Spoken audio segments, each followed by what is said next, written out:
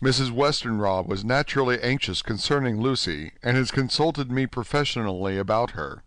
I took advantage of the opportunity, and told her that my old master, Van Helsing, the great specialist, was coming to stay with me, and that I would put her in his charge conjointly with myself. So now we can come and go without alarming her unduly, for a shock to her would mean sudden death, and this, in Lucy's weak condition, might be disastrous to her. We are hedged in with difficulties, all of us, my poor fellow, but, please God, we shall come through them all right. If any need, I shall write, so that, if you do not hear from me, take it for granted that I am simply waiting for news. In haste, yours ever, John Seward. Dr. Seward's Diary. 7th of September. The first thing Van Helsing said to me when we met at Liverpool Street was, "Have you said anything to our young friend, to lover of her?" "No," I said. "I waited till I had seen you, as I said in my telegram. I wrote him a letter simply telling him that you were coming, as Miss Westenra was not so well, and that I should let him know if need be." "Right, my friend," he said. "Quite right. Better he not know as yet. Perhaps he will never know. I pray so, but if it be needed, then he shall know all. And, my good friend John, let me caution you. You deal with the madmen. All men are mad in some way or the other, and inasmuch as you deal discreetly with your madmen, so deal with God's madmen too, the rest of the world. You tell not your madmen what you do, nor why you do it. You tell them not what you think. So you shall keep knowledge in its place, where it may rest, where it may gather its kind around it and breed. You and I shall keep as yet what we know here and here." He touched me on the heart and on the forehead, and then touched himself the same way. "I have for myself thoughts at the present. Later I shall unfold to you." "Why not now?" I asked. "It may do some good. We may arrive at some decision."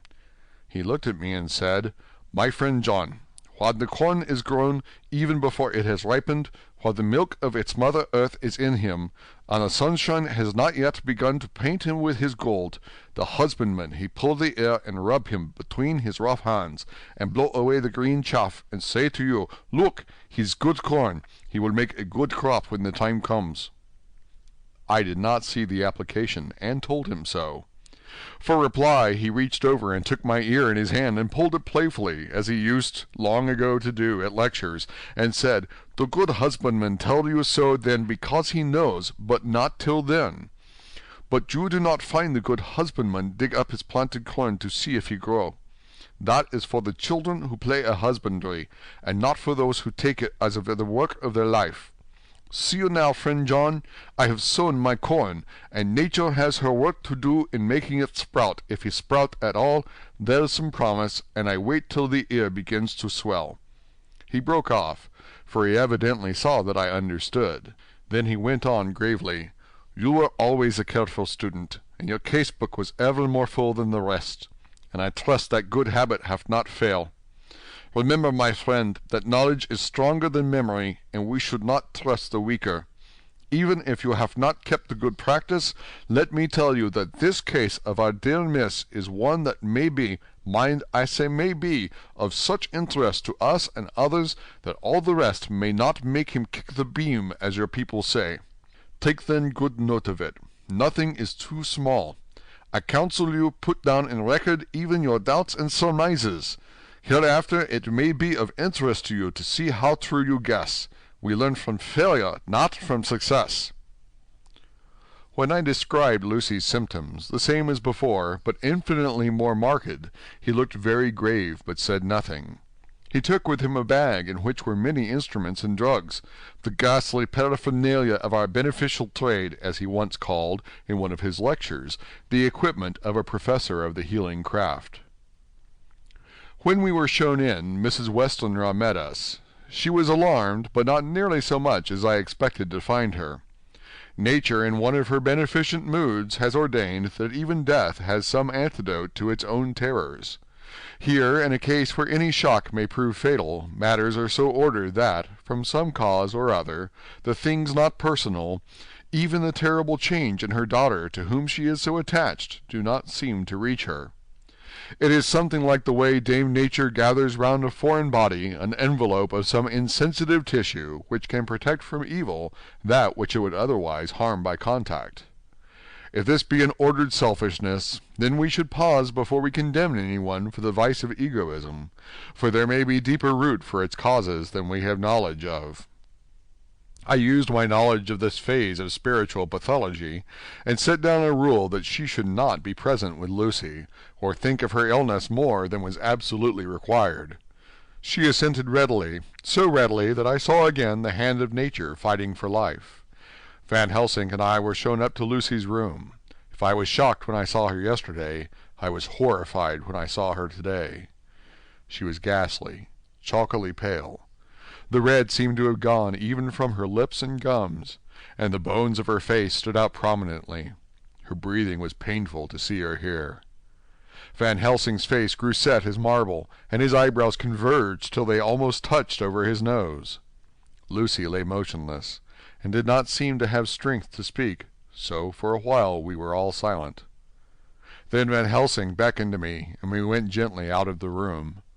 The instant we had closed the door, he stepped quickly along the passage to the next door, which was open.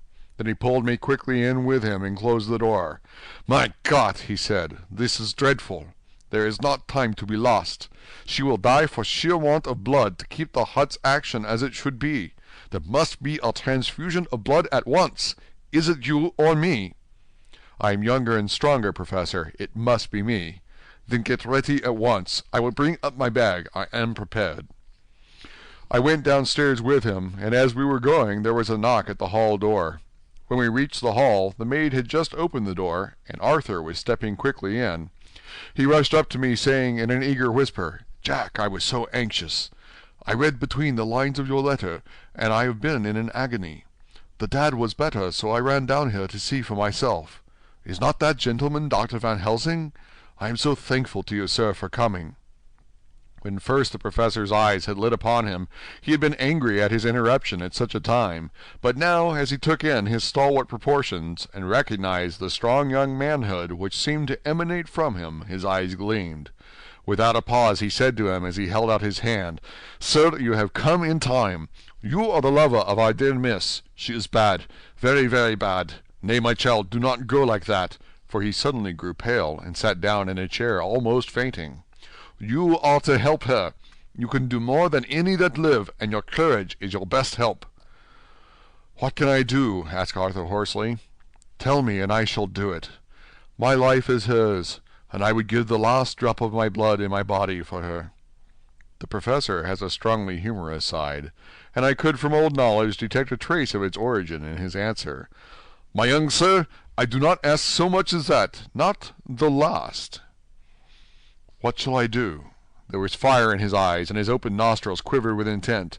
Van Helsing slapped him on the shoulder. "Come," he said, "you are a man, and it is a man we want. You are better than me, better than my friend John." Arthur looked bewildered, and the professor went on by explaining in a kindly way. "Young miss is bad, very bad. She wants blood, and blood she must have or die. My friend John and I have consulted, and we are about to perform what we call transfusion of blood, to transfer from full veins of one to the empty veins which pint for him. John was to give his blood, as he is the more young and strong than me." Here Arthur took my hand and wrung it hard in silence. "But now you are here. You are more good than us, old or young, who toil much in the world of thought. Our nerves are not so calm, and our blood so bright, than yours." Arthur turned to him and said, "If you only knew how gladly I would die for her, you would understand."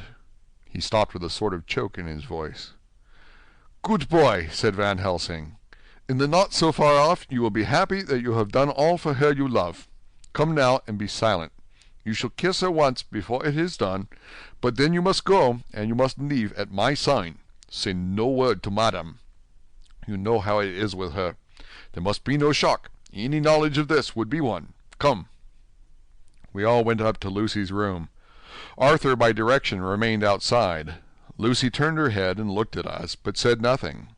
She was not asleep, but she was simply too weak to make the effort. Her eyes spoke to us, that was all.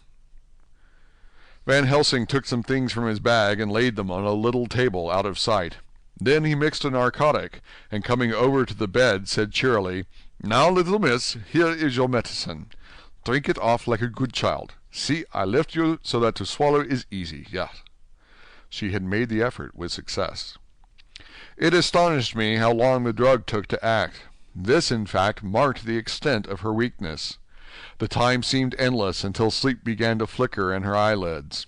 At last, however, the narcotic began to manifest its potency, and she fell into a deep sleep. When the professor was satisfied, he called Arthur into the room and bade him strip off his coat. Then he added, "You may take that one little kiss whilst I bring over the table. Friend John, help to me." So neither of us looked while he bent over her. Van Helsing, turning to me, said, "He is so young and strong, and of blood so pure that we need not defibrillate it." Then with swiftness, but with absolute method, Van Helsing performed the operation. As the transfusion went on, something like life seemed to come back to poor Lucy's cheeks, and through Arthur's growing pallor the joy of his face seemed absolutely to shine. After a bit I began to grow anxious, for the loss of blood was telling on Arthur, strong man as he was. It gave me an idea of what a terrible strain Lucy's system must have undergone, that what weakened Arthur only partially restored her. But the professor's face was set, and he stood watch in hand, and with his eyes fixed now on the patient and now on Arthur. I could hear my own heart beat. Presently he said in a soft voice, "Do not stir an instant. It is enough. You attend him, I will look to her." When all was over, I could see how much Arthur was weakened. I dressed the wound and took his arm to bring him away. When Van Helsing spoke, without turning round, the man seems to have eyes in the back of his head. "The brave lover, I think, deserve another kiss, which he shall have presently." And as he had now finished his operation, he adjusted the pillow to the patient's head. As he did so, the narrow black velvet band, which she seems always to wear round her throat, buckled with an old diamond buckle which her lover had given her, was dragged a little up, and showed a red mark on her throat. Arthur did not notice it, but I could hear the deep hiss of indrawn breath, which is one of Van Helsing's ways of betraying emotion. He said nothing at the moment, but turned to me, saying, "Now take him down, our brave young lover. Give him of the port wine, and let him lie down a while. He must then go home and rest, sleep much, and eat much, that he may be recruited of what he has so given to his love. He must not stay here. Hold a moment. I may take it, sir, that you are anxious of result. Then bring it with you, that in all ways the operation is successful. You have saved her life this time, and you can go home and rest easy in mind that all that can be is. I shall tell her all when she is well. She shall love you none the less for what you have done. Good-bye." When Arthur had gone, I went back to the room. Lucy was sleeping gently, but her breathing was stronger. I could see the counterpane move as her breast heaved. By the bedside sat Van Helsing, looking at her intently. The velvet band again covered the red mark. I asked the professor in a whisper, "What do you make of that mark on her throat?" "What do you make of it?" "I have not examined it yet," I answered, and then and there proceeded to loose the band. Just over the external jugular vein there were 2 punctures, not large, but not wholesome-looking. There was no sign of disease, but the edges were white and worn-looking, as if by some trituration. It at once occurred to me that this wound, or whatever it was, might be the means of that manifest loss of blood. But I abandoned the idea as soon as it formed, for such a thing could not be. The whole bed would have been drenched to a scarlet with the blood which the girl must have lost to leave such a pallor as she had before the transfusion. "Well?" said Van Helsing. "Well," said I can make nothing of it." The professor stood up. "I must go back to Amsterdam tonight," he said. "There are books and things there which I want. You must remain here all night, and you must not let your sight pass from her." "Shall I have a nurse?" I asked. "We are the best nurses, you and I. You keep watch all night. See that she is well fed, and that nothing disturbs her. You must not sleep all the night. Later on we can sleep, you and I. I shall be back as soon as possible, and then we may begin." "May begin?" I said. "What on earth do you mean?" "We shall see," he answered, as he hurried out. He came back a moment later, and put his head inside the door, and said, with a warning finger held up, "Remember, she is your charge. If you leave her and harm befall, you shall not sleep easy hereafter." Dr. Seward's Diary continued. 8th of September. I sat up all night with Lucy. The opiate worked itself off towards dusk, and she waked naturally.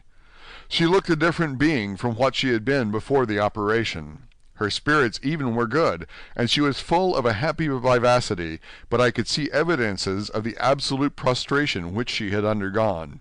When I told Mrs. Westenra that Dr. Van Helsing had directed that I should sit up with her, she almost pooh-poohed the idea, pointing out her daughter's renewed strength and excellent spirits. I was firm, however, and made preparations for my long vigil. When her maid had prepared her for the night, I came in, having in the meantime had supper, and took a seat by the bedside. She did not in any way make objection, but she looked at me gratefully whenever I caught her eye. After a long spell she seemed sinking off to sleep, but with an effort seemed to pull herself together and shook it off. It was apparent that she did not want to sleep, so I tackled the subject at once. "You do not want to sleep?" "No, I am afraid." "Afraid to go to sleep? Why so? It is the boon we all crave for." "Oh, not if you are like me. If sleep was to you a presage of horror." "A presage of horror? What on earth do you mean?" "I don't know. Oh, I don't know. And that is what is so terrible. All this weakness comes to me in sleep until I dread the very thought." "But, my dear girl, you may sleep tonight. I am here watching you, and I can promise that nothing will happen." "I can trust you," she said. I seized the opportunity and said, "I promise that if I see any evidence of bad dreams, I will wake you at once." "You will? Will you really? How good you are to me. Then I will sleep." And almost at the word she gave a deep sigh of relief and sank back asleep. All night long I watched by her. She never stirred, but slept on in a deep, tranquil, life-giving, health-giving sleep. Her lips were slightly parted, and her breast rose and fell with the regularity of a pendulum. There was a smile on her face, and it was evident that no bad dreams had come to disturb her peace of mind.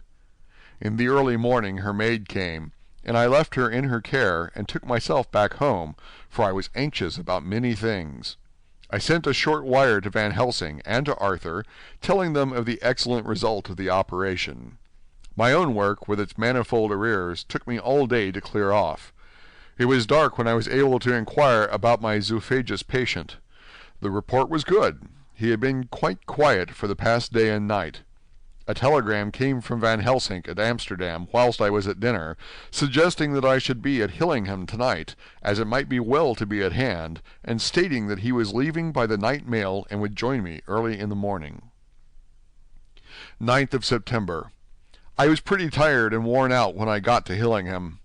For the 2 nights I had hardly had a wink of sleep, and my brain was beginning to feel that numbness which marks cerebral exhaustion. Lucy was up and in cheerful spirits. When she shook hands with me, she looked sharply in my face and said, "No sitting up tonight for you. You are worn out. I am quite well again. Indeed I am, and if there is to be any sitting up, it is I who will sit up with you." I would not argue the point, but went and had my supper. Lucy came with me, and, enlivened by her charming presence, I made an excellent meal, and had a couple of glasses of the more than excellent port. Then Lucy took me upstairs and showed me a room next to her own, where a cozy fire was burning. "Now," she said, "you must stay here. I shall leave this door open, and my door too. You can lie on the sofa, for I know that nothing would induce any of you doctors to go to bed whilst there is a patient above the horizon. If I want anything, I shall call out, and you can come to me at once." I could not but acquiesce, for I was dog-tired, and could not have sat up had I tried. So, on her renewing her promise to call me if she should want anything, I lay on the sofa and forgot all about everything. Lucy Westenra's Diary. 9th of September. I feel so happy tonight. I have been so miserably weak that to be able to think and move about is like feeling sunshine after a long spell of east wind out of a still sky. Somehow Arthur feels very, very close to me. I seem to feel his presence warm about me. I suppose it is that sickness and weakness are selfish things, and turn our inner eyes and sympathy on ourselves, whilst health and strength give love rein, and in thought and feeling he can wander where he wills. I know where my thoughts are. If only Arthur knew. My dear, your ears must tingle as you sleep, as mine do waking. Oh, the blissful rest of last night! How I slept, with that dear good Dr. Seward watching me! And tonight I shall not fear to sleep, since he is close at hand and within call. Thank everybody for being so good to me. Thank God. Good night, Arthur. Dr. Seward's Diary. 10th of September. I was conscious of the professor's hand on my head, and started awake all in a second. That is one of the things that we learn in an asylum, at any rate. And how is our patient? Well, when I left her, or rather when she left me, I answered. Come, let us see, he said, and together we went into the room. The blind was down, and I went over to raise it gently, whilst Van Helsing stepped with his soft cat-like tread over to the bed. As I raised the blind, and the morning sunlight flooded the room, I heard the professor's low hiss of inspiration, and knowing its rarity, a deadly fear shot through my heart. As I passed over, he moved back, and his exclamation of horror, Gott in Himmel, needed no enforcement from his agonized face. He raised his hand and pointed to the bed, and his iron face was drawn and ashen white. I felt my knees begin to tremble. There on the bed, seemingly in a swoon, lay poor Lucy, more horribly white and wan-looking than ever. Even the lips were white, and the gums seemed to have shrunken back from the teeth, as we sometimes see in a corpse after a prolonged illness. Van Helsing raised his foot to stamp in anger, but the instinct of his life and all the long years of habit stood to him, and he put it down again softly. "Quick," he said, "bring the brandy." I flew to the dining-room, and returned with a decanter. He wetted the poor white lips with it, and together we rubbed palm and wrist and heart.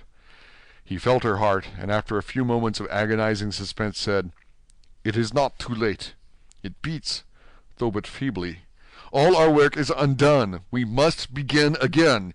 There is no young Arthur here now. I have to call on you yourself this time, friend John." As he spoke, he was dipping into his bag and producing the instruments of transfusion. I had taken off my coat and rolled up my shirt-sleeve. There was no possibility of an opiate just at present, and no need of one, and so without a moment's delay we began the operation. After a time, it did not seem a short time either, for the draining away of one's blood, no matter how willingly it be given, is a terrible feeling. Van Helsing held up a warning finger. "Do not stir," he said, "but I fear that with growing strength she may wake, and that would make danger, oh, so much danger. But I shall precaution take. I shall give hypodermic injection of morphia." He proceeded then, swiftly and deftly, to carry out his intent. The effect on Lucy was not bad, for the faint seemed to merge subtly into the narcotic sleep. It was with a feeling of personal pride that I could see a faint tinge of color steal back into the pallid cheeks and lips. No man knows, till he experiences it, what it is to feel his own lifeblood drawn away into the veins of the woman he loves. The professor watched me critically. "That will do," he said. "Already?" I remonstrated. "You took a great deal more from Art."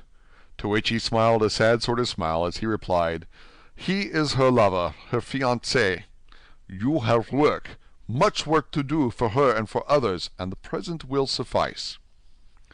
When we stopped the operation, he attended to Lucy, whilst I applied digital pressure to my own incision. I laid down while I waited his leisure to attend to me, for I felt faint and a little sick. By and by he bound up my wound, and sent me downstairs to get a glass of wine for myself. As I was leaving the room, he came after me, and half whispered, "Mind, nothing must be said of this. If our young lover should turn up unexpected, as before, no word to him. It would at once frighten him and enjealous him too. There must be none. So." When I came back, he looked at me carefully, and then said, "You are not much the worse. Go into the room and lie on your sofa and rest a while. Then have much breakfast, and come here to me." I followed out his orders, for I knew how right and wise they were. I had done my part, and now my next duty was to keep up my strength. I felt very weak, and in the weakness lost something of the amazement at what had occurred. I fell asleep on the sofa, however, wondering over and over again how Lucy had made such a retrograde movement, and how she could have been drained of so much blood with no sign anywhere to show for it. I think I must have continued my wonder in my dreams, for, sleeping and waking, my thoughts always came back to the little punctures in her throat, and the ragged, exhausted appearance of their edges, tiny though they were. Lucy slept well into the day, and when she woke she was fairly well and strong, though not nearly so much so as the day before. When Van Helsing had seen her, he went out for a walk, leaving me in charge, with strict injunctions that I was not to leave her for a moment. I could hear his voice in the hall, asking the way to the nearest telegraph office. Lucy chatted with me freely, and seemed quite unconscious that anything had happened. I tried to keep her amused and interested. When her mother came up to see her, she did not seem to notice any change whatever, but said to me gratefully, "We owe you so much, Dr. Seward, for all you have done, but you really must now take care not to overwork yourself. You are looking pale yourself. You want a wife to nurse and look after you a bit, that you do."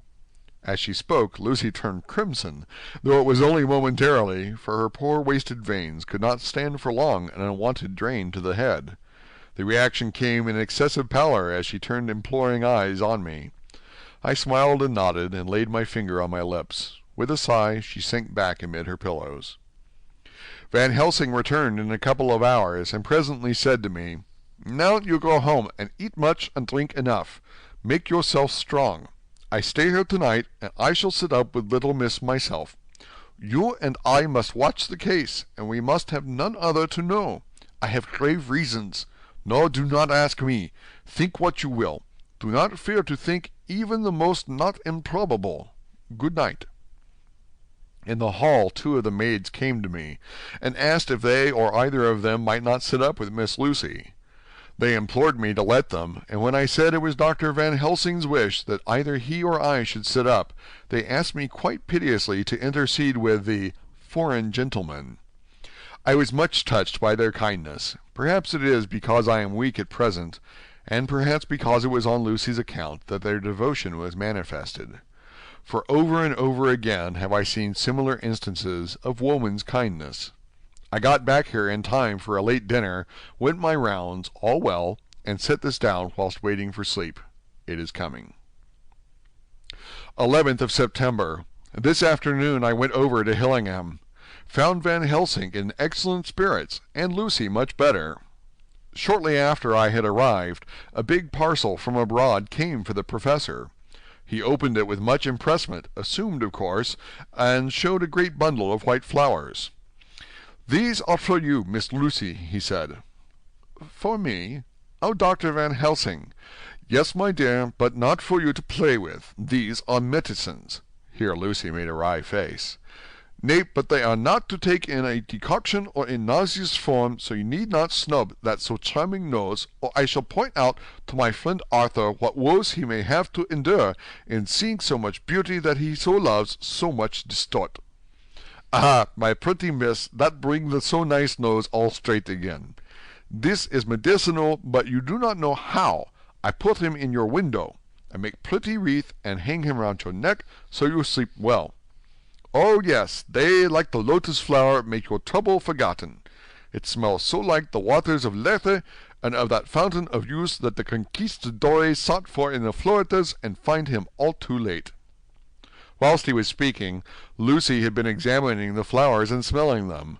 Now she threw them down, saying, with half laughter and half disgust, "Oh, Professor, I believe you are only putting up a joke on me. Why, these flowers are only common garlic."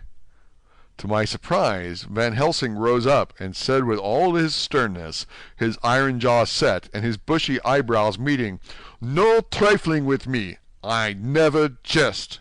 There is grim purpose in what I do, and I warn you that you do not thwart me.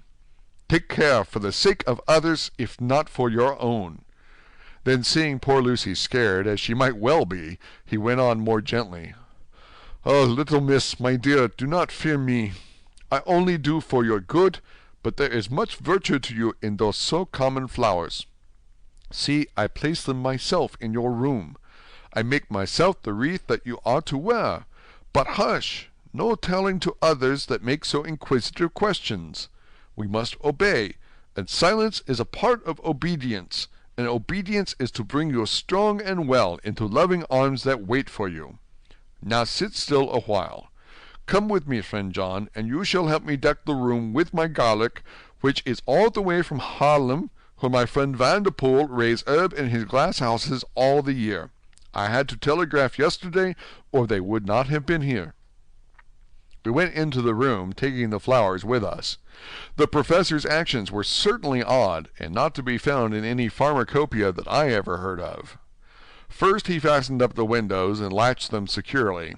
Next, taking a handful of the flowers, he rubbed them all over the sashes, as though to ensure that every whiff of air that might get in would be laden with the garlic smell. Then with a wisp he rubbed all over the jamb of the door, above, below, and at each side, and round the fireplace in the same way. It all seemed grotesque to me, and presently I said, "Well, Professor, I know you always have a reason for what you do, but this certainly puzzles me. It is well we have no skeptic here, or he would say that you were working some spell to keep out an evil spirit." "Perhaps I am," he answered quietly, as he began to make the wreath which Lucy was to wear round her neck. We then waited whilst Lucy made her toilet for the night, and when she was in bed he came and himself fixed the wreath of garlic round her neck. The last words he said to her were, "Take care you do not disturb it, and even if the room feel close, do not tonight open the window or the door." "I promise," said Lucy. "And thank you both 1,000 times for all your kindness to me. Oh, what have I done to be blessed with such friends?" As we left the house in my fly, which was waiting, Van Helsing said, "Tonight I can sleep in peace, and sleep I want. 2 nights of travel, much reading in the day between, and much anxiety on the day to follow, and a night to sit up without to wink. Tomorrow in the morning early you call for me, and we come together to see a pretty miss, so much stronger for my spell which I have worked. Ho, ho!" He seemed so confident that I, remembering my own confidence 2 nights before, and with the baneful result, felt awe and vague terror.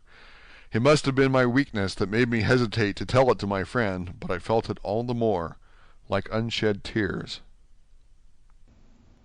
Chapter 11. Lucy Westenra's Diary. 12 September. How good they all are to me.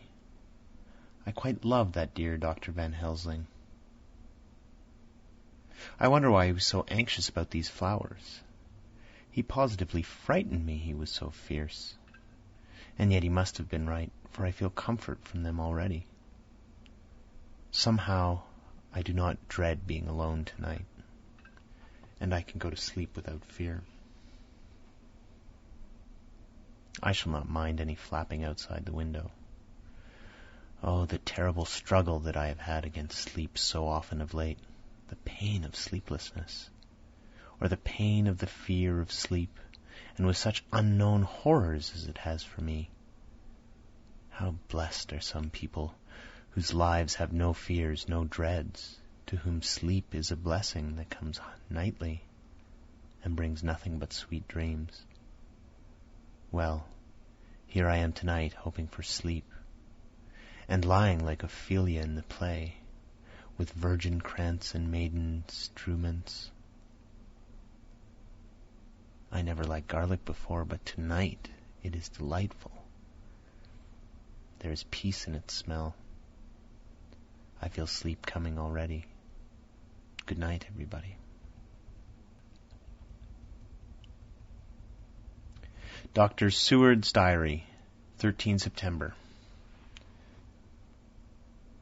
Called at the Berkeley and found Van Helsing. As usual, up to time.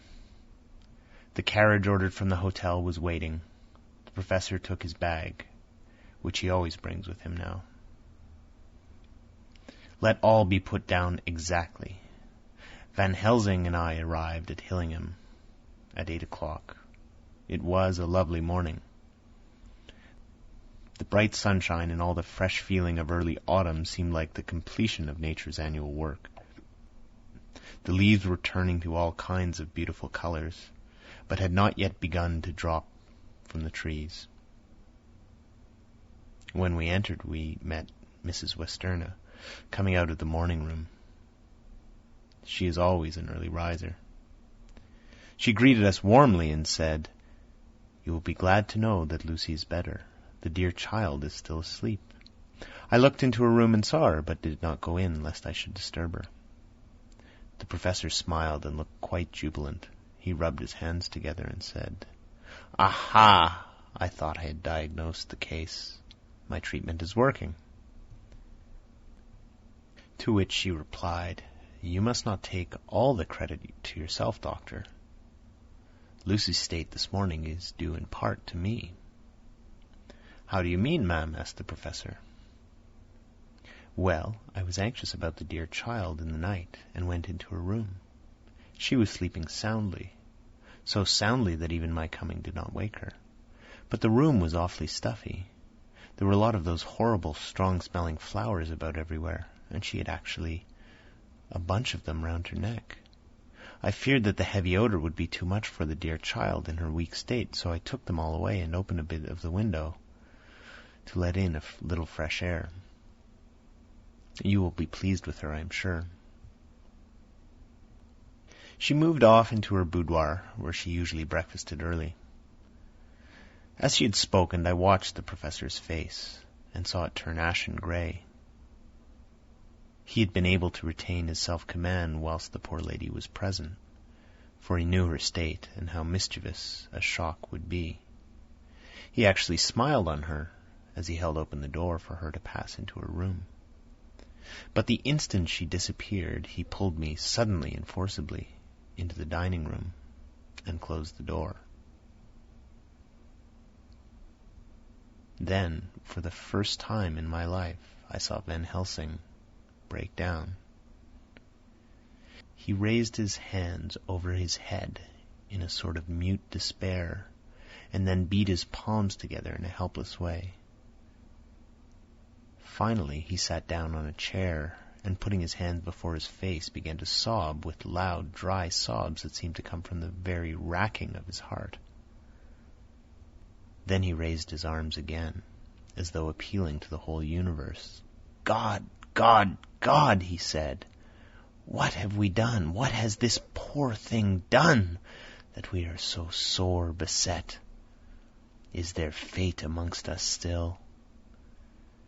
Send down from the pagan world of old, that such things must be in such a way.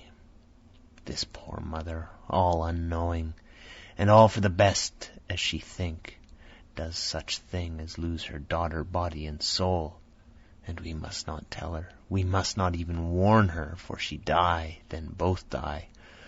Oh, how we are beset! How are all the powers of devils against us?" Suddenly he jumped to his feet. "Come," he said, "come! We must see and act. Devils or no devils, or all the devils at once, it matters not. We must fight him all the same." He went to the hall door for his bag, and together we went up to Lucy's room. Once again I drew the blind, whilst Van Helsing went towards the bed. This time he did not start as he looked on the poor face with the same awful waxen pallor as before. He wore a look of stern sadness and infinite pity. "As I expected," he murmured, with that hissing inspiration of his which meant so much. Without a word he went and locked the door, and then began to set out on a little table the instruments for yet another operation of transfusion of blood. I had long ago recognized the necessity, and begun to take off my coat, but he stopped me with a warning hand. "No," he said. "Today you must operate. I shall provide. You are weakened already." As he spoke, he took off his coat and rolled up his shirt sleeve. Again the operation, again the narcotic, again some return of color to the ashy cheeks, and the regular breathing of healthy sleep. This time I watched whilst Van Helsing recruited himself and rested. Presently he took an opportunity of telling Mrs. Westenra that she must not remove anything from Lucy's room without consulting him,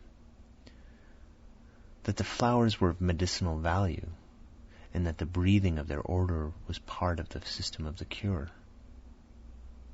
Then he took over the care of the case himself, saying that he would watch this night and the next, and would send me word when to come.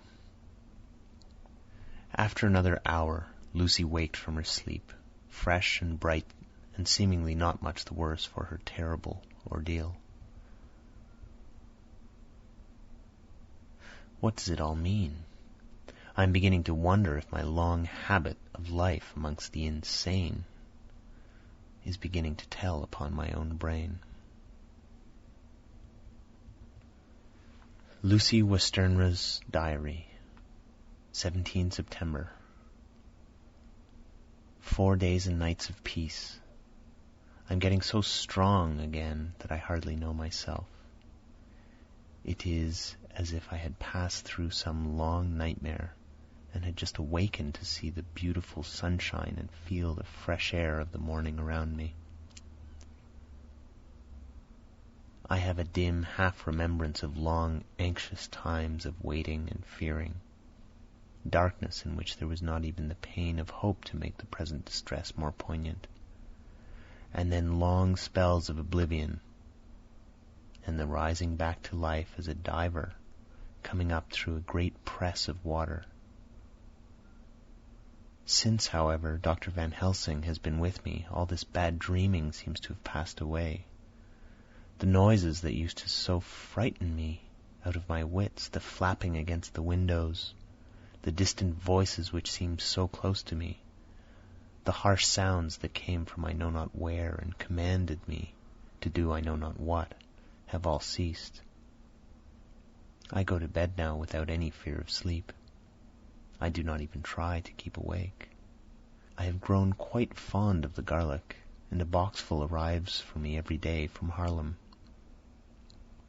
Tonight Van Helsing is going away, and he has to be for a day in Amsterdam. But I need not be watched. I am well enough to be left alone. Thank God for Mother's sake, and dear Arthur's, for all our friends have been so kind.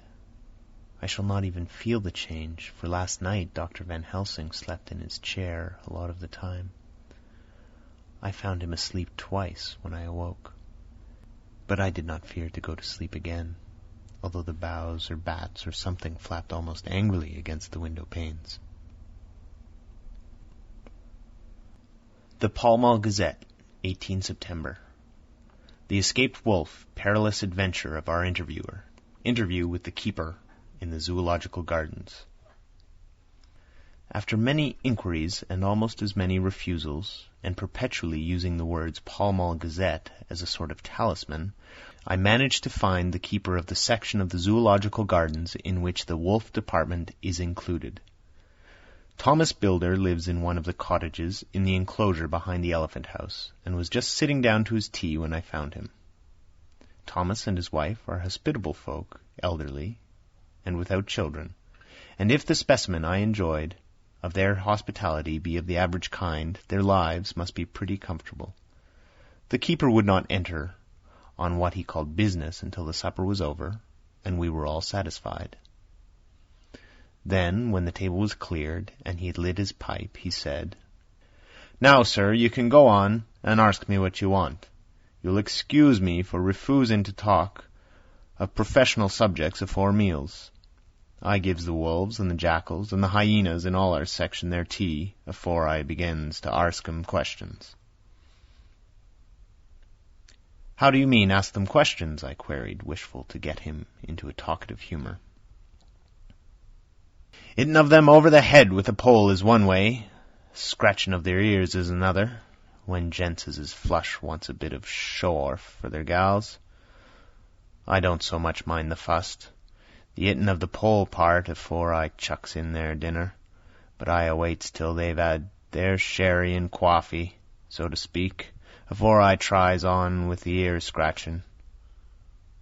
Mind you, he added philosophically, there's a deal of the same nature in us as in them there animals. Here's you a-comin' and arskin' of me questions about my business, and I, that grump-like, that only for your bloomin' £1/4, I'd a-seen you blowed fust before I'd answer. Now even when you arst me sarcastic-like, if I'd like you to arsk the superintendent if you might arsk me questions. Without offence, did I tell you to go to hell? You did. And when you said you'd report me for using obscene language that was hittin' me over the head. But the £1/4 made that all right. I weren't a-going to fight, so I waited for the food, and did with my all as the wolves and lions and tigers does. But Lord love your heart,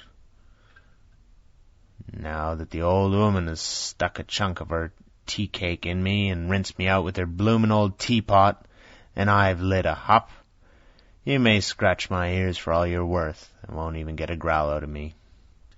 Drive along with your questions. I know what you're a-comin' at. That 'ere escaped wolf. Exactly. I want you to give me your view of it. Just tell me how it happened, and when I know the facts, I'll get you to say what you consider was the cause of it, and how you think the whole affair will end. All right, Governor. This here's about the old story. That 'ere wolf, what we call Berserker, was one of 3 grey ones that come from Norway to Jamrach's, which we bought off him 4 year ago. He was a nice, well-behaved wolf that never gave no trouble to talk of. I'm more surprised at him for wanting to get out, nor any other animile in the place. But there, you can't trust wolves no more nor women. Don't you mind him, sir, broke in Mrs. Tom with a cheery laugh. He's got minded the animals so long that blessed if he ain't like an old wolf himself. But there ain't no harm in him. Well, sir, it was about 2 hours after feeding yesterday when I first heard my disturbance. I was making up a litter with the monkey house for a young puma which was ill. But when I heard the yelping and howling, I kems away straight.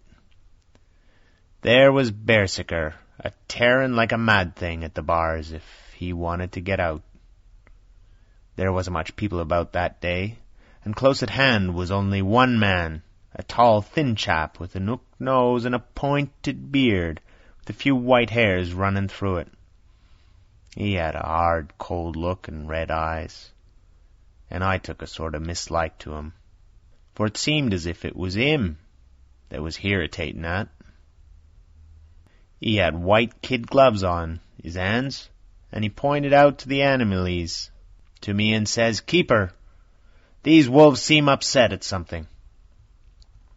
"Maybe it's you," says I, for I did not like the airs as he give hisself. He didn't get angry, as I hoped he would, but he smiled a kind of insolent smile with a mouth full of white, sharp teeth. "Oh, no, they wouldn't like me," he says. "Oh, yes, they would," says I, imitating of him. "They always like a bone or two to clean their teeth on about tea time, which you is a bagful." Well, it was an odd thing, but when the animals sees us a-talking, they lay down. And when I went over to Berserker, he let me stroke his ears same as ever.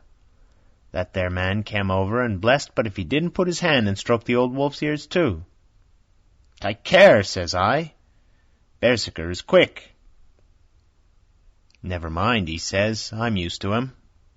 "Are you in the business yourself?" I says, taking off my hat.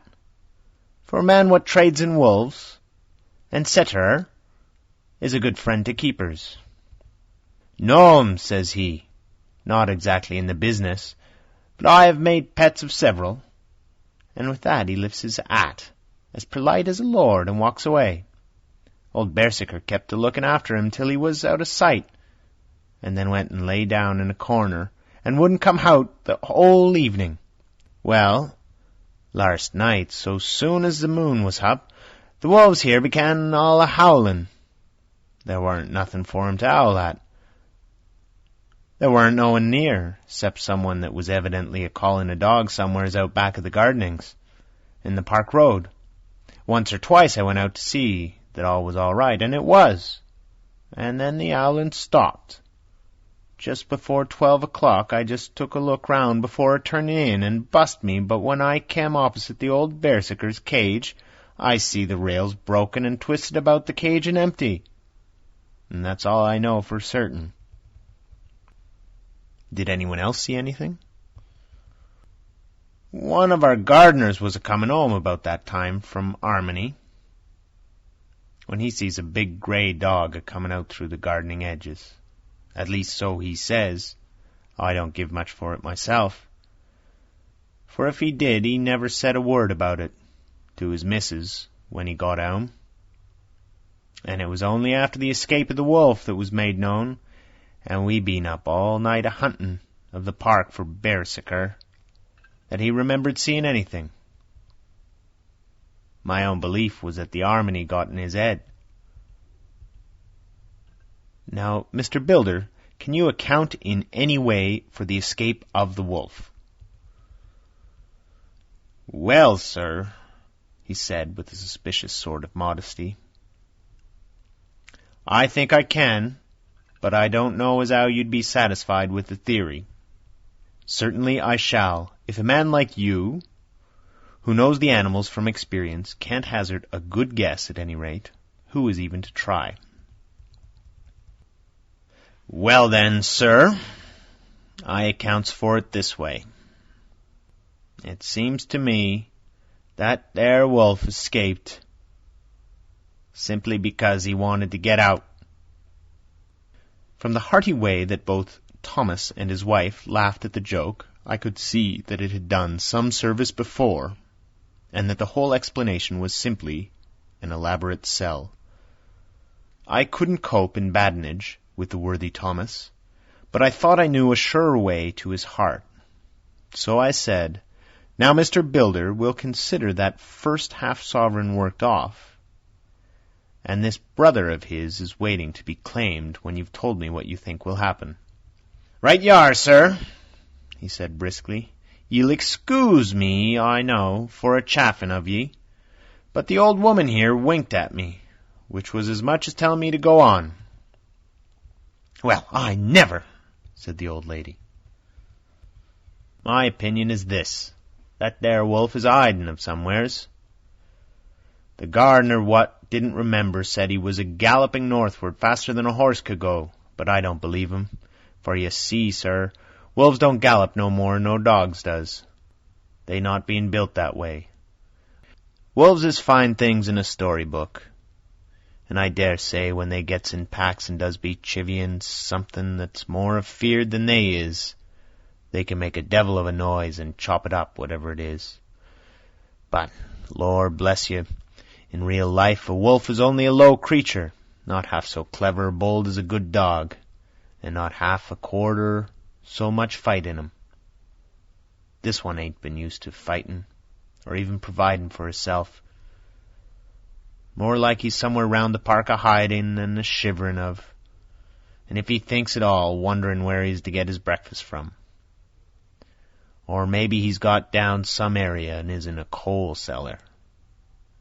My eye, won't some cook get a rum start when she sees his green eyes a-shining at her out of the dark. If he can't get food, he's bound to look for it, and mayhap he may chance to light on a butcher's shop in time. If he doesn't, and some nursemaid goes out a-walking or arf with a soldier leaving the hinfant in the perambulator, well, then I shouldn't be surprised if the census is one baby the less. That's all. I was handing him the half-sovereign when something came bobbing up against the window, and Mr. Builder's face doubled its natural length with surprise. God bless me, he said, if there ain't old Bearsicker come back by hisself. He went to the door and opened it, a most unnecessary proceeding, it seemed to me. I have always thought A wild animal never looks so well as when some obstacle of profound durability is between us. A personal experience has intensified rather than diminished that idea. After all, however, there is nothing like custom, for neither builder nor his wife thought any more of the wolf than I should of a dog. The animal itself was as peaceful and well-behaved as that father of all picture wolves, Red Riding Hood's quondam friend, whilst moving her confidence in masquerade. The whole scene was an unutterable mixture of comedy and pathos. The wicked wolf that for a half-day had paralyzed London and set all the children in town shivering in their shoes was there in a sort of penitent mood, and was received and petted like a sort of vulpine prodigal son. Old Builder examined him all over with most tender solicitude, and when he had finished with his penitent, said, "There, I knew the poor old chap would get back into some kind of trouble. Didn't I say it all along? Here's his head all cut and full of broken glass. He's been a-getting over some bloomin' wall or other. It's a shime that people are allowed to top their walls with broken bottles. This here's what comes of it. Come along, Beresicker." He took the wolf and locked him up in a cage, with a piece of meat that satisfied, in quantity at any rate, the elementary conditions of the fatted calf, and went off to report. I came off too, to report the only exclusive information that is given today regarding the strange escapade at the zoo. Dr. Seward's Diary, 17 September. I was engaged after dinner in my study, posting up my books, which, through press of other works, and the many visits to Lucy, had fallen sadly into arrear. Suddenly the door was burst open, and in rushed my patient, with his face distorted with passion. I was thunderstruck, for such a thing as a patient getting of his own accord into the superintendent's study is almost unknown. Without an instant's notice he made straight at me. He had a dinner knife in his hand, and as I saw he was dangerous, I tried to keep the table between us. He was too quick and too strong for me, however, for before I could get my balance he had struck at me and cut my left wrist rather severely. Before he could strike again, however, I got in my right hand, and he was sprawling on his back on the floor. My wrist bled freely, and quite a little pool trickled onto the carpet. I saw that my friend was not intent on further effort, and occupied myself binding up my wrist, keeping a wary eye on the prostrate figure all the time. When the attendants rushed in, and we turned our attention to him, his employment positively sickened me. He was lying on his belly on the floor, licking up, like a dog, the blood which had fallen from my wounded wrist. He was easily secured, and to my surprise went with the attendants quite placidly, simply repeating over and over again, "The blood is the life, the blood is the life." I cannot afford to lose blood just at present. I've lost too much of late for my physical good, and then the prolonged strain of Lucy's illness and its horrible phases is telling on me. I am overexcited and weary, and I need rest, rest, rest. Happily, Van Helsing has not summoned me, so I need not forego my sleep. Tonight I could not well do without it. Telegram, Van Helsing, Antwerp, to Seward, Carfax. Sent to Carfax, Sussex, as no county given, delivered late by 22 hours. 17 September, stop. Do not fail to be at Hillingham tonight, stop. If not watching all the time, frequently visit and see that flowers are as placed. Very important, do not fail, stop. Shall be with you as soon as possible after arrival, stop. Dr. Seward's Diary, 18 September. Just off train to London. The arrival of Van Helsing's telegram filled me with dismay. A whole night lost, and I know by bitter experience what may happen in a night. Of course it is possible that all may be well, but what may have happened? Surely there is some horrible doom hanging over us that every possible accident should thwart us in all we try to do. I shall take the cylinder with me, and then I can complete my entry on Lucy's phonograph. Memorandum left by Lucy Westenra. 17 September, night. I write this and leave it to be seen, so that no one may by any chance get into trouble through me. This is an exact record of what took place tonight. I feel I am dying of weakness and have barely enough strength to write, but it must be done if I die in the doing. I went to bed as usual, taking care that the flowers were placed as Dr. Van Helsing directed, and soon fell asleep. I was waked by the flapping at the window, which had begun after that sleepwalking off the cliff at Whitby, when menace saved me, and which now I know so well. I was not afraid, but I did wish that Dr. Seward was in the next room, as Dr. Van Helsing said he would be, so that I might have called him. I tried to sleep, but I could not. Then there came to me the old fear of sleep, and I determined to keep awake. Perversely, sleep would try to come then when I did not want it. So, as I feared to be alone, I opened my door and called out, "Is there anybody there?" There was no answer. I was afraid to wake Mother, and so closed my door again. Then outside in the shrubbery I heard a sort of howl like a dog's, but more fierce and deeper. I went to the window and looked out, but could see nothing except a big bat, which had evidently been buffering its wings against the window. So I went back to bed again, but determined not to go to sleep. Presently the door opened and my mother looked in. Seeing by my moving that I was not asleep, she came in and sat by me. She said to me, even more sweetly and softly than her wont, "I was uneasy about you, darling, and came in to see that you were all right." I feared she might catch cold sitting there, and asked her to come in and sleep with me. So she came into bed and lay down beside me. She did not take off her dressing gown, for she said she would only stay a while and then go back to her own bed. As she lay there in my arms, and I in hers, the flapping and buffeting came to the window again. She was startled and a little frightened, and cried out, "What is that?" I tried to pacify her, and at last succeeded, and she lay quiet. But I could hear her poor heart still beating terribly. After a while there was a howl again out in the shrubbery, and shortly after there was a crash at the window, and a lot of broken glass was hurled on the floor. The window blind blew back with the wind that rushed in, and in the aperture of the broken panes there was the head of a great, gaunt, grey wolf. Mother cried out in a fright and struggled up into a sitting posture, and clutched wildly at anything that would help her. Amongst other things, she clutched the wreath of flowers that Dr. Van Helsing insisted on my wearing around my neck, and tore it away from me. For a second or two she sat up, pointing at the wolf, and there was a strange and horrible gurgling in her throat.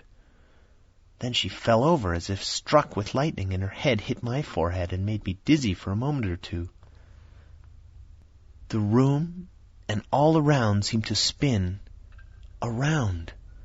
I kept my eyes fixed on the window, but the wolf drew his head back, and a whole myriad of little specks seems to come blowing in through the broken window, and wheeling and circling round like the pillar of dust that the travellers describe when there's a simoon in the desert. I tried to stir, but there was some spell upon me, and dear Mother's poor body, which seemed to grow cold already, for her dear heart had ceased to beat, weighed me down, and I remembered no more for a while.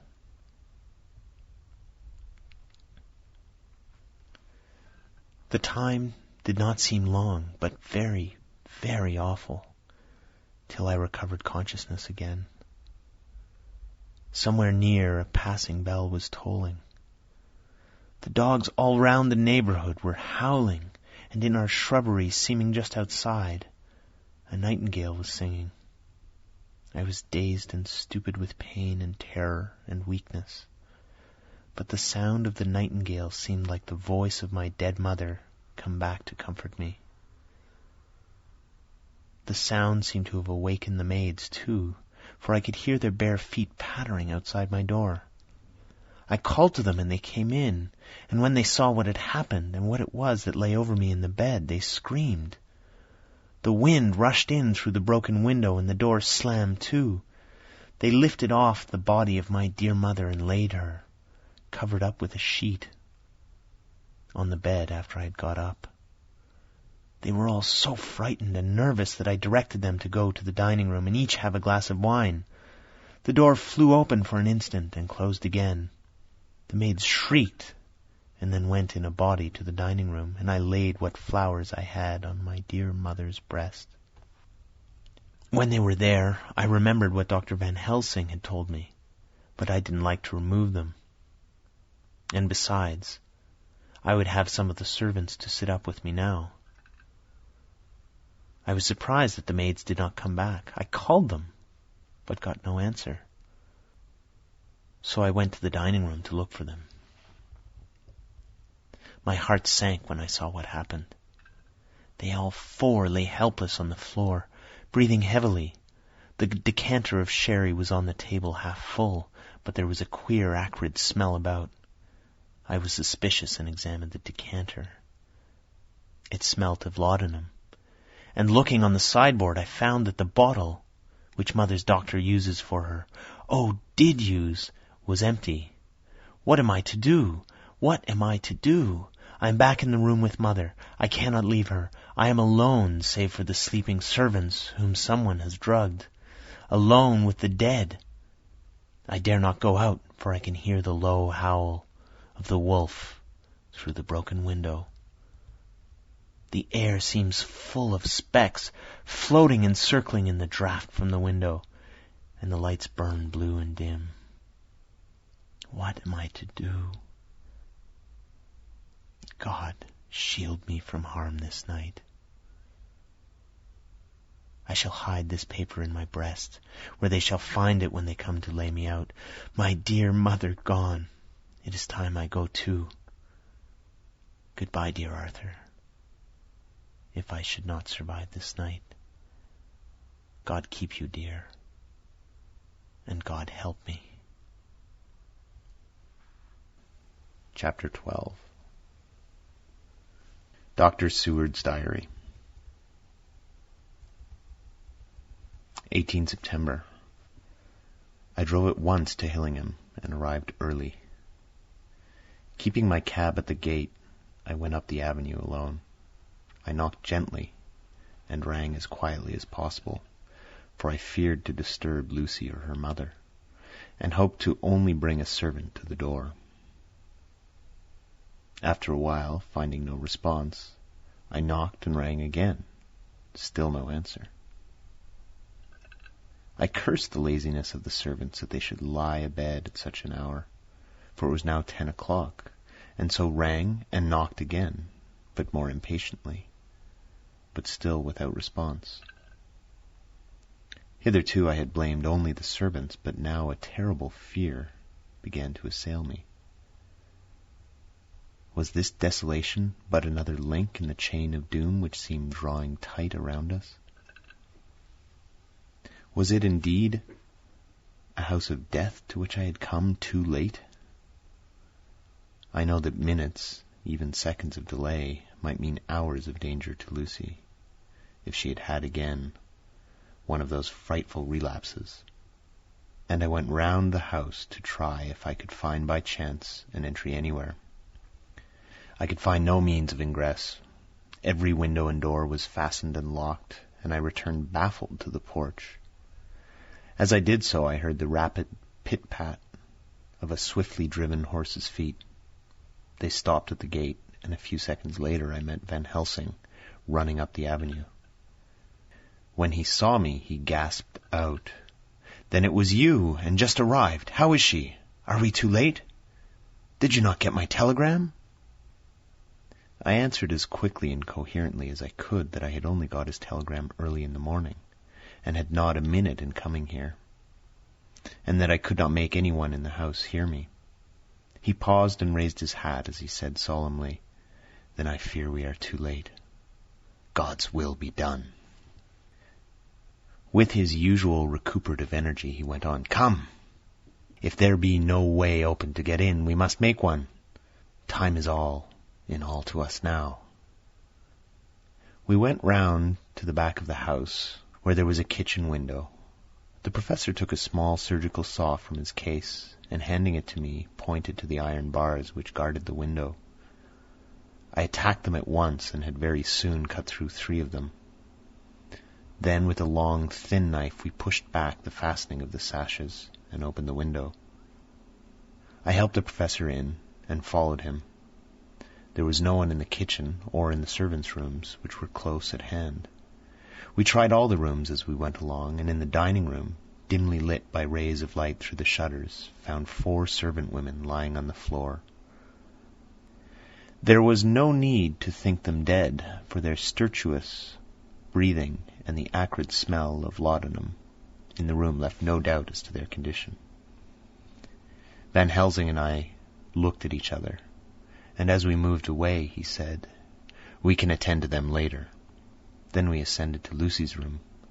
For an instant or two we paused at the door to listen, but there was no sound that we could hear.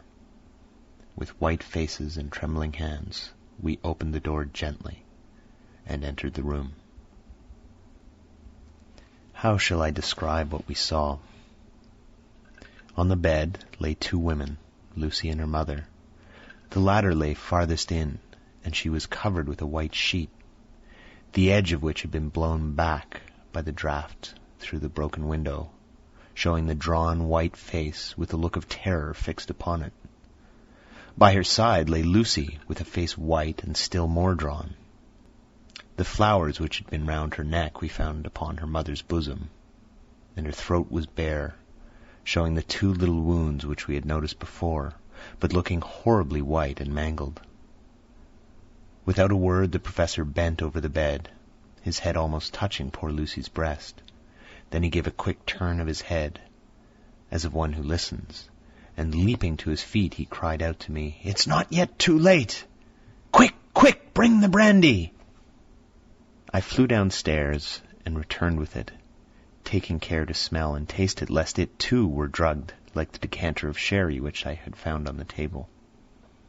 The maids were still breathing, but more restlessly, and I fancied that the narcotic was wearing off. I did not stay to make sure, but returned to Van Helsing. He rubbed the brandy, as on another occasion, on her lips and gums, and on her wrists and the palms of her hands. He said to me, "I can do this, all that can be at the present. You go wake those maids. Flick them in the face with a wet towel, and flick them hard. Make them get heat and fire and a warm bath. This poor soul is nearly as cold as that beside her. She will need be heated before we can do anything more." I went at once and found little difficulty in waking 3 of the women. The 4th was only a young girl, and the drug had evidently affected her more strongly, so I lifted her on the sofa and let her sleep. The others were dazed at first, but as remembrance came back to them, they cried and sobbed in a hysterical manner. I was stern with them, however, and would not let them talk. I told them that 1 life was bad enough to lose, and if they delayed, they would sacrifice Miss Lucy.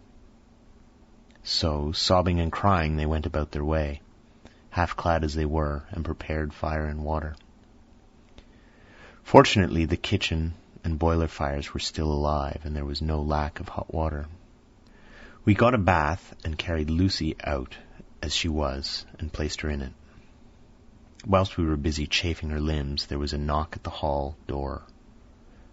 One of the maids ran off, hurried on some more clothes, and opened it.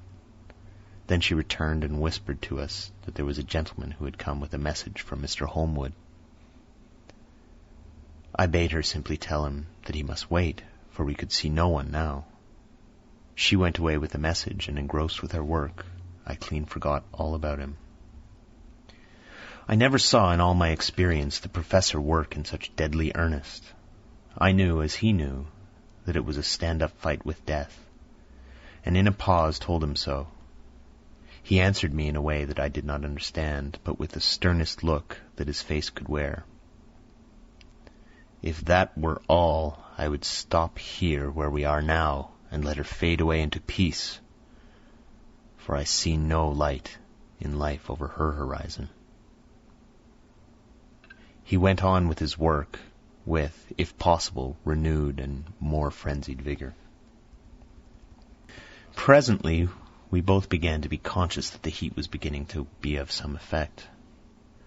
Lucy's heart beat a trifle more audibly to the stethoscope, and her lungs had a perceptible movement. Van Helsing's face almost beamed, and as we lifted her from the bath and rolled her in a hot sheet to dry her, he said to me, "The first gain is ours. Check to the king."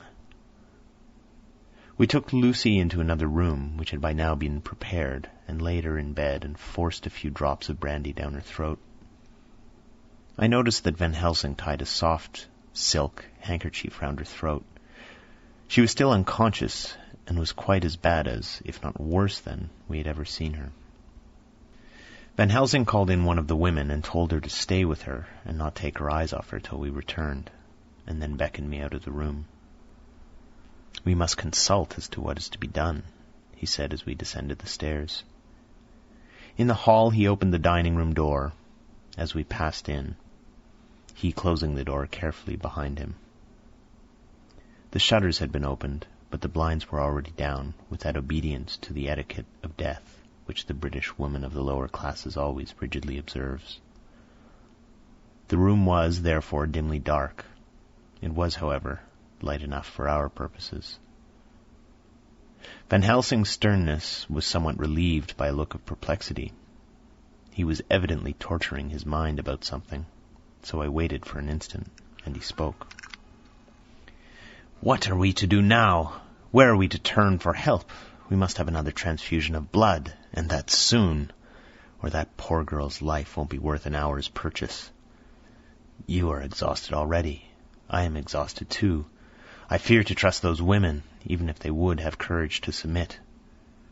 What are we to do for someone who will open his veins for her?" "What's the matter with me, anyhow?" The voice came from the sofa across the room, and its tones brought relief and joy to my heart, for they were those of Quincey Morris. Van Helsing started angrily at the first sound, but his face softened and a glad look came into his eyes as I cried out, "Quincey Morris!" and rushed towards him with outstretched hands. "What brought you here?" I cried as our hands met. "I guess art is the cause." He handed me a telegram. "Have not heard from Seward for 3 days. Am terribly anxious. Stop. Cannot leave. Stop. Father still in same condition. Stop. Send me word how Lucy is. Stop. Do not delay. Stop. Holmwood." "I think I came just in the nick of time. You know you have only to tell me what to do." Van Helsing strode forward and took his hand, looking him straight in the eyes, and he said, "A brave man's blood is the best thing on this earth when a woman is in trouble. You're a man and no mistake. Well, the devil may work against us for all he's worth, but God sends us men when we want them." Once again we went through that ghastly operation. I have not the heart to go through with the details. Lucy had got a terrible shock, and it told on her more than before, for though plenty of blood went into her veins, her body did not respond to the treatment as well as on the other occasions. Her struggle back into life was something frightful to see and hear. However, the action of both heat and lungs improved, and Van Helsing made a subcutaneous injection of morphia as before, and with good effect. Her faint became a profound slumber. The professor watched whilst I went downstairs with Quincey Morris, and set one of the maids to pay off one of the cabmen who were waiting. I left Quincey lying down after having a glass of wine, and told the cook to get ready a good breakfast.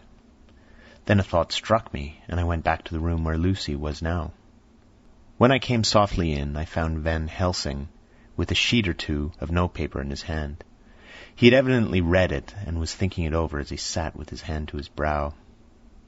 There was a look of grim satisfaction in his face, as of one who has had a doubt solved. He handed me the paper, saying only, "It dropped from Lucy's breast when we carried her to the bath." When I had read it, I stood looking at the professor, and after a pause asked him, "In God's name, what does it all mean? Was she or is she mad? What sort of horrible danger is it?" I was so bewildered that I did not know what to say any more. Van Helsing put out his hand and took the paper, saying, "Do not trouble about it now. Forget it for the present. You shall know and understand in all good time, but it will be later. And now, what is it that you came to me to say?" This brought me back to fact, and I was all myself again. "I came to speak about the certificate of death. If we do not act properly and wisely, there may be an inquest, and that paper would have to be produced. I am in hopes that we need have no inquest, for if we had it, it would surely kill poor Lucy if nothing else did. I know, and you know, and the other doctor who attended her knows, that Mrs. Westenra had disease of the heart, and we can certify that she died of it. Let us fill up the certificate at once, and I shall take it myself to the registrar, and go on to the undertaker." "Good. Oh, my friend John, well thought of. Truly Miss Lucy, if she be sad in the foes of that beset her, is at least very happy in the friends that love her. 1, 2, 3, all open their veins for her, besides one old man. Ah, yes, I know, friend John, I am not blind. I love you all the more for it. Now go." In the hall I met Quincey Morris with a telegram from Arthur, telling him that Mrs. Westenra was dead, that Lucy also had been ill, was now going on better, and that Van Helsing and I were with her. I told him where I was going, and he hurried me out. But as I was going, said, "When you come back, Jack, may I have 2 words with you, all to ourselves?" I nodded in reply and went out. I found no difficulty about the registration, and arranged with the local undertaker to come up in the evening to measure for the coffin and to make arrangements. When I got back, Quincey was waiting for me. I told him I would see him as soon as I knew about Lucy, and went up to her room. She was still sleeping, and the professor seemingly had not moved from his seat at her side. From his putting his finger to his lips, I gathered that he expected her to wake before long, and was afraid of forestalling nature. So I went down to Quincey and took him into the breakfast room, where the blinds were not drawn down, and which was a little more cheerful, or rather less cheerless, than the other rooms. When we were alone, he said to me, "Jack Seward, I don't want to shove myself in anywhere where I've no right to be, but this is no ordinary case.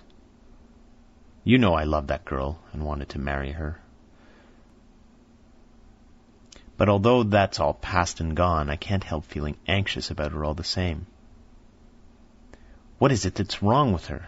The Dutchman, and a fine old fellow he is, I can see that, said that time you two came into the room that you must have another transfusion of blood, and that both you and he were exhausted. Now I know well that you medical men speak in camera, and that a man must not expect to know what they consult about in private. But this is no common matter, and whatever it is, I have done my part. Is that not so?" "That is so," I said, and he went on. "I take it that both you and Van Helsing have done already what I did today. Is that not so?" "That's so. And I guess Art was in it too. When I saw him 4 days ago down at his place, he looked queer. I have not seen anything pulled down so quick since I was on the Pampas, and had a mare that I was fond of go to grass all in the night. One of those big bats that they call vampires had got her in the night, and what with his gorge and the vein left open, there wasn't enough blood in her to let her stand up, and I had to put a bullet through her as she lay. Jack, if you may tell me without betraying confidence, Arthur was the first. Is not that so?" As he spoke, the poor fellow looked terribly anxious. He was in a torture of suspense regarding the woman he loved, and his utter ignorance of the terrible mystery which seemed to surround her intensified his pain. His very heart was bleeding, and it took all the manhood of him, but there was a royal lot of it, too, to keep him from breaking down. I paused before answering, for I felt that I must not betray anything which the professor wished kept secret. But already he knew so much, and guessed so much, that there could be no reason for not answering. So I answered in the same phrase. That's so. And how long has this been going on? About 10 days. 10 days? Then I guess, Jack Seward, that poor, pretty creature that we all love has put into her veins within that time the blood of 4 strong men. Man alive, her whole body wouldn't hold it. Then coming close to me, he spoke in a fierce half-whisper. What took it out? I shook my head. That, I said, is the crux. Van Helsing is simply frantic about it, and I'm at my wit's end. I can't even hazard a guess. There's been a series of little circumstances which have thrown out all our calculations as to Lucy being properly watched. But these shall not occur again. Here we stay until all be well, or ill. Quincy held out his hand. Count me in, he said. You and the Dutchman will tell me what to do, and I'll do it. When she woke late in the afternoon, Lucy's first movement was to feel in her breast, and to my surprise produced the paper which Van Helsing had given me to read. The careful professor had replaced it where it had come from, lest on waking she should be alarmed. Her eyes then lit on Van Helsing, and on me too, and gladdened. Then she looked round the room, and seeing where she was, shuddered. She gave a loud cry, and put her poor thin hands before her pale face. We both understood what was meant, that she had realized to the full her mother's death. So we tried what we could to comfort her. Doubtless sympathy eased her somewhat, but she was very low in thought and spirit, and wept silently and weakly for a long time. We told her that either or both of us would now remain with her all the time, and that seemed to comfort her. Towards dusk she fell into a doze. Here a very odd thing occurred. While still asleep, she took the paper from her breast and tore it in two. Van Helsing stepped over and took the pieces from her. All the same, however, she went on with the action of tearing, as though the material were still in her hands. Finally, she lifted her hands and opened them, as though scattering the fragments. Van Helsing seemed surprised, and his brows gathered as if in thought. But he said nothing.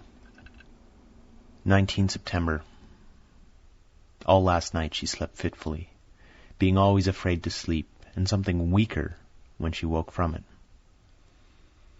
The professor and I took turns to watch, and we never left her for a moment unattended. Quincy Morris said nothing about his intention, but I knew that all night long he patrolled round and round the house.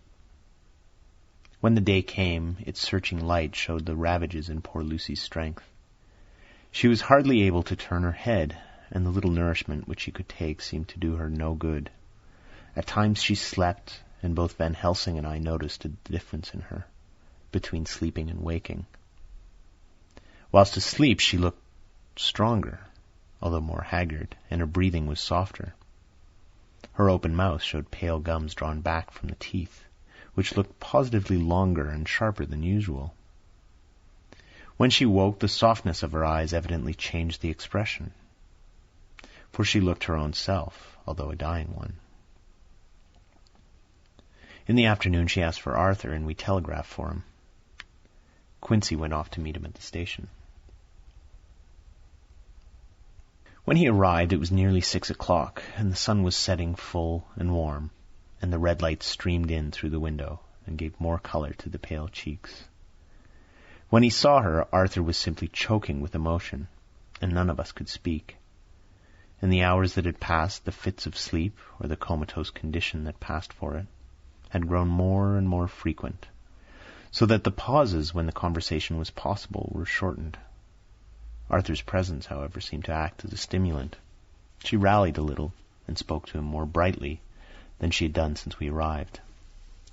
He too pulled himself together and spoke as cheerily as he could, so that the best was made of everything. It is now nearly 1 o'clock, and he and Van Helsing are sitting with her. I am to relieve them in a quarter of an hour, and I am entering this on Lucy's phonograph. Until 6 o'clock they are to try to rest.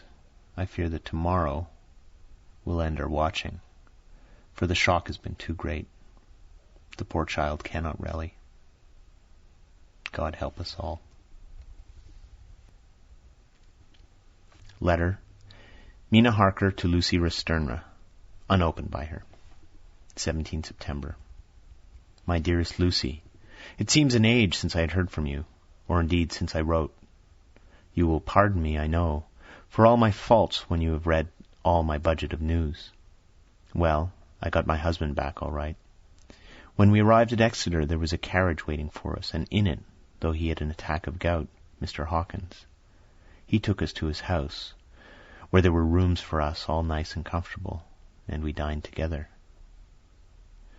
After dinner Mr. Hawkins said, My dears, I want to drink to your health and prosperity, and may every blessing attend you both. I know you both from children, and have, with love and pride, seen you grow up. Now I want you to make your home here with me. I have left to me neither chick nor child. All are gone, and in my will I have left you everything. I cried, Lucy dear, as Jonathan and the old man clasped hands. Our evening was a very, very happy one. So here we are installed in this beautiful old house, and from both my bedroom and the drawing-room I can see the great elms of the cathedral close, with their great black stems standing out against the old yellow stone of the cathedral. And I can hear the rooks overhead cawing and chattering and gossiping all day, after the manner of rooks and humans. I am busy, I need not tell you, arranging things and housekeeping. Jonathan and Mr. Hawkins are busy all day, for now that Jonathan is a partner, Mr. Hawkins wants to tell him all about the clients. How is your dear mother getting on? I wish I could run up to town for a day or two to see you, dear, but I dare not go yet, with so much on my shoulders, and Jonathan wants looking after still. He is beginning to put some flesh on his bones again, but he was terribly weakened by the long illness. Even now he sometimes starts out of his sleep in a sudden way, and awakens all trembling until I can coax him back to his usual placidity.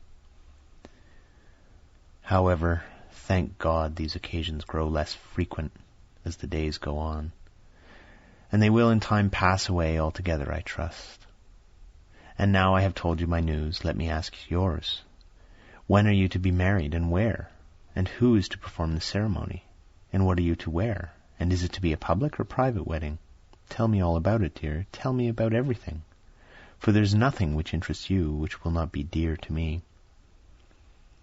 Jonathan asked me to send his respectful duty, but I do not think that is good enough for the junior partner of the important firm Hawkins and Harker.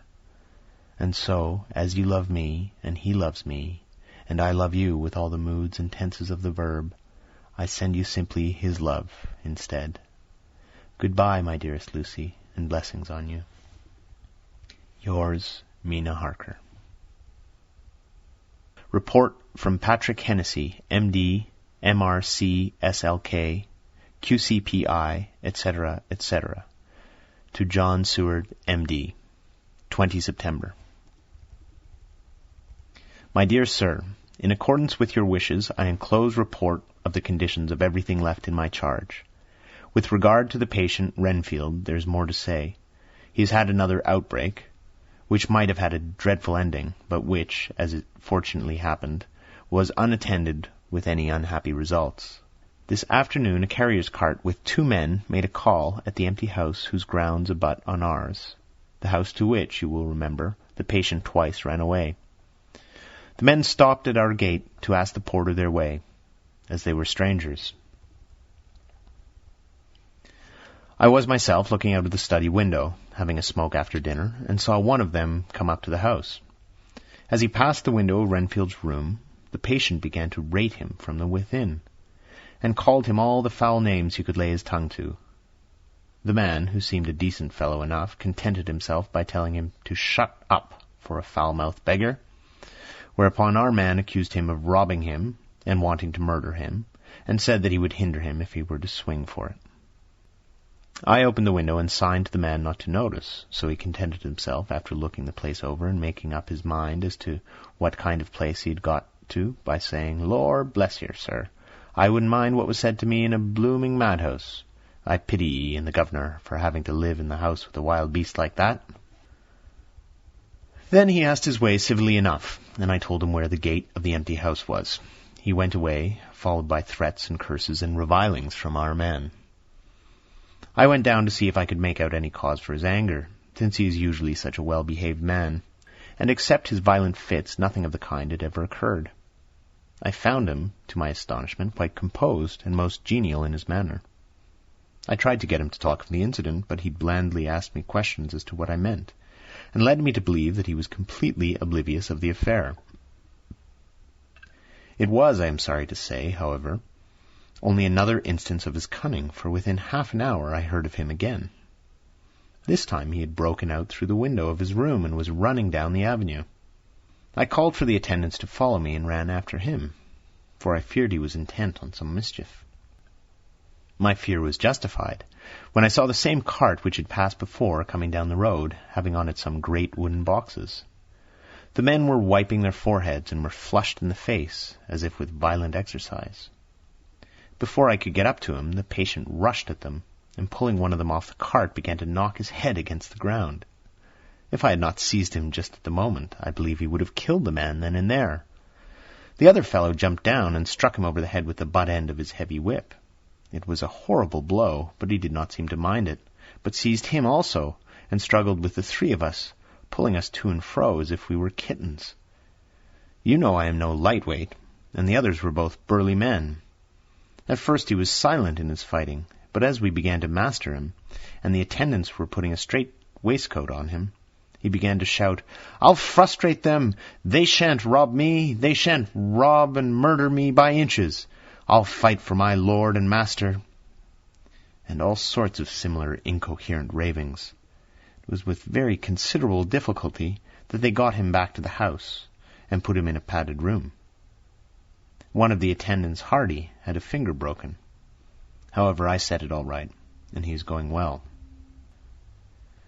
The two carriers were at first loud in their threats of actions for damages, and promised to rain down all the penalties of the law on us. Their threats were, however, mingled with some sort of indirect apology for the defeat of the two of them by a feeble madman. They said that if it had not been for the way their strength had been spent in carrying and raising the heavy boxes to the cart, they would have made a short work of him. They gave as another reason for their defeat the extraordinary state of drought to which they had been reduced by the dusty nature of their occupation, and the reprehensible distance from the scene of their labours of any place of public entertainment. I quite understood their drift, and after a stiff glass of strong grog, or rather more of the same, and with each a sovereign in their hand, they made light of the attack, and swore that they would encounter worse madmen any day for the pleasure of meeting so bloomin' a good bloke as your correspondent. I took their names and addresses, in case they might be needed. They are as follows: Jack Smollett, of Dudling's Rent, King George's Road, Great Walworth, and Thomas Snelling, Peter Farley's Row, Guide Court, Bethnal Green. They are both in the employment of Harris & Sons, Moving and Shipment Company, Orange Master's Yard, Soho. I shall report to you any matter of interest occurring here, and shall wire you at once if there is anything of importance. Believe me, dear sir, yours faithfully, Patrick Hennessy. Letter, Mina Harker to Lucy Westenra, unopened by her, 18 September. My dearest Lucy, such a sad blow has befallen us. Mr. Hawkins has died very suddenly. Some may not think it so sad for us, but we had both come to so love him that it really seems as though we had lost a father. I never knew either father or mother, so that the dear old man's death is a real blow to me. Jonathan is greatly distressed. It is not only that he feels sorrow, deep sorrow, for the dear, good man who has befriended him all his life, and now at the end has treated him like his own son and left him a fortune to which people of our modest bringing up, his wealth beyond the dream of avarice. But Jonathan feels it on another account. He says the amount of responsibility which it puts upon him makes him nervous. He begins to doubt himself. I try to cheer him up, but my belief in him helps him to have a belief in himself. But it is here that the grave shock that he experienced tells upon him the most. Oh, it is too hard that a sweet, simple, noble, strong nature such as his, a nature which enabled him by our dear, good friend's aid to rise from clerk to master in a few years, should be so injured that the very essence of his strength is gone. Forgive me, dear, if I worry you with my troubles in the midst of your own happiness, but Lucy, dear, I must tell someone, for the strain of keeping up a brave and cheerful appearance to Jonathan tires me, and I have no one here that I can confide in. I dread coming up to London, as we must do the day after tomorrow, for poor Mr. Hawkins left in his will that he was to be buried in the grave with his father. As there are no relations at all, Jonathan will have to be chief mourner. I shall try to run over to see you, dearest, if only for a few minutes. Forgive me for troubling you. With all blessings, your loving Mina Harker. Dr. Seward's Diary, 20 September. Only resolution and habit can let me make an entry tonight.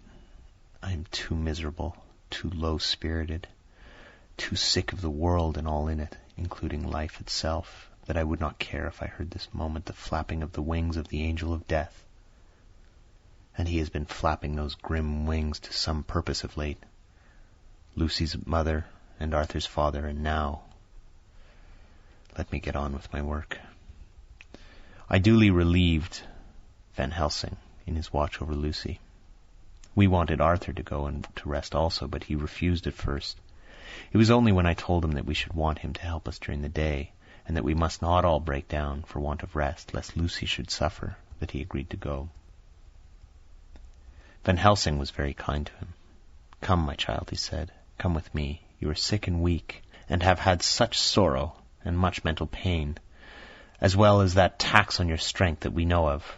You must not be alone, for to be alone is to be full of fears and alarms. Come to the drawing-room, where there is a big fire, and there are 2 sofas. You shall lie on one, and I on the other, and our sympathy will be comfort to each other, even though we do not speak, even if we sleep." Arthur went off with him, casting back a longing look on Lucy's face, which lay in her pillow, almost whiter than the lawn. She lay quiet and still, and I looked round the room to see that all was as it should be. I could see that the professor had carried out in this room, as in others, his purpose of using the garlic. The whole of the window sashes reeked with it, and round Lucy's neck, over the silk handkerchief in which Van Helsing made her keep on, was a rough chaplet of the same odorous flowers. Lucy was breathing somewhat stertorously, and her face was at its worst, for the open mouth showed pale gums. Her teeth in the dim, uncertain light seemed longer and sharper than they had been in the morning. In particular, by some trick of the light, the canine teeth looked longer and sharper than the rest. I sat down beside her, and presently she moved uneasily. At the same moment there came a sort of dull flapping or buffeting at the window. I went over to it softly and peeped out by the corner of the blind. There was full moonlight, and I could see that the noise was made by a great bat which wheeled round, doubtless attracted by the light, although so dim, and every now and again struck the window with its wings. When I came back to my seat, I found that Lucy had moved slightly, and had torn away the garlic flowers from her throat. I replaced them as well as I could, and sat watching her. Presently she woke, and I gave her food, as Van Helsing had prescribed. She took but a little, and that languidly. There did not seem to be with her now the unconscious struggle for life, and the strength that had hitherto marked her illness. It struck me as curious that the moment she became conscious she pressed the garlic flowers close to her. It was certainly odd that whatever she got into that lethargic state, with the stertorous breathing, she put the flowers from her. but that when she waked she clutched them close. There was no possibility of making any mistake about this, for in the long hours that followed she had many spells of sleeping and waking and repeated both actions many times. At 6 o'clock Van Helsing came to relieve me. Arthur had then fallen into a doze, and he mercifully let him sleep on. When he saw Lucy's face, I could hear the hissing indraw of breath, and he said to me in a sharp whisper, "Drop the blind. I want light." Then he bent down, and with his face almost touching Lucy's, examined her carefully. He removed the flowers and lifted the silk handkerchief from her throat. As he did so, he started back, and I could hear his ejaculation, "Mein Gott!" and it was smothered in his throat. I bent over and looked, too, and as I noticed, some queer chill came over me. The wounds on her throat had absolutely disappeared. For fully 5 minutes Van Helsing stood looking at her, with his face at its sternest. Then he turned to me and said calmly, "She is dying. It will not be long now. It will be much difference, mark me, whether she dies conscious or in her sleep. Wake that poor boy, and let him come to see the last. He trusts us, and we have promised him." I went to the dining room and waked him. He was dazed for a moment, but when he saw the sunlight streaming in through the edges of the shutters, he thought he was late and expressed his fear. I assured him that Lucy was still asleep, but told him as gently as I could that both Van Helsing and I feared that the end was near. He covered his face with his hands and slid down on his knees by the sofa, where he remained, perhaps a minute, with his head buried, praying, whilst his shoulders shook with grief. I took him by the hand and raised him up. "Come," I said, "my dear old fellow. Summon all your fortitude. It will be best and easiest for her." When we came into Lucy's room, I could see that Van Helsing had, with his usual forethought, been putting matters straight and making everything look as pleasing as possible. He had even brushed Lucy's hair so that it lay on the pillow in its usual sunny ripples. When we came into the room, she opened her eyes, and seeing him, she whispered softly, "Arthur, oh, my love, I'm so glad you have come." He was stooping to kiss her when Van Helsing motioned him back. "No," he whispered, "not yet. Hold her hand, it will comfort her more." So Arthur took her hand and knelt beside her, and she looked her best, with all the soft lines matching the angelic beauty of her eyes. Then gradually her eyes closed, and she sank to sleep. For a little bit her breast heaved softly, and her breath came and went like a tired child's. And then, insensibly, there came the strange change which I had noticed in the night. Her breathing grew stertorous. The mouth opened, and the pale gums, drawn back, made the teeth look longer and sharper than ever. In a sort of sleep-waking, vague, unconscious way, she opened her eyes, which were now dull and hard at once, and she said in a soft, voluptuous voice, such as I had never heard from her lips, "Arthur, oh, my love, I am so glad you have come. Kiss me." Arthur bent eagerly over to kiss her, but at that instant Van Helsing, who, like me, had been startled by her voice, swooped upon him and, catching him by the neck with both hands, dragged him back with a fury of strength which I had never thought he could have possessed, and actually hurled him almost across the room. "Not on your life," he said. "Not for your living soul and hers." And he stood between them like a lion at bay. Arthur was so taken aback that he did not for a moment know what to do or say, and before any impulse of violence could seize him, he realized the place and the occasion, and stood silent, waiting. I kept my eyes fixed on Lucy, as did Van Helsing, and we saw a spasm as of rage flit like a shadow over her face. The sharp teeth clamped together, her eyes closed, and she breathed heavily. Very shortly after, she opened her eyes in all their softness, and putting out her poor, pale, thin hand, took Van Helsing's great brown one. Drawing it close to her, she kissed it. "My true friend," she said in a faint voice, but with untellable pathos. "My true friend and his. Oh, guard him and give me peace." "I swear it," he said solemnly, kneeling beside her, and holding up his hand as one who registers an oath. Then he turned to Arthur and said to him, "Come, my child, take her hand in yours and kiss her on the forehead." And only once. Their eyes met instead of their lips, and so they parted. Lucy's eyes closed, and Van Helsing, who had been watching closely, took Arthur's arm and drew him away. And then Lucy's breathing became stertorous again, and all at once it ceased. "It's all over," said Van Helsing. "She is dead." I took Arthur by the arm and led him to the drawing-room, where he sat down and covered his face with his hands, sobbing in a way that nearly broke me down to see. I went back to the room and found Van Helsing looking at poor Lucy, and his face was sterner than ever. Some change had come over her body. Death had given back part of her beauty, for her brow and cheeks had recovered some of their flowing lines. Even the lips had lost their deadly pallor. It was as if the blood, no longer needed for the working of the heart, had gone to make the harshness of death as little rude as might be. We thought her dying while she slept, and sleeping while she died. I stood beside Van Helsing and said, "Ah, well, poor girl, there's peace for her at last. It is the end." He turned to me and said with a grave solemnity, "Not so, alas, not so. It is only the beginning." When I asked him what he meant, he only shook his head and answered, "We can do nothing as yet. Wait and see."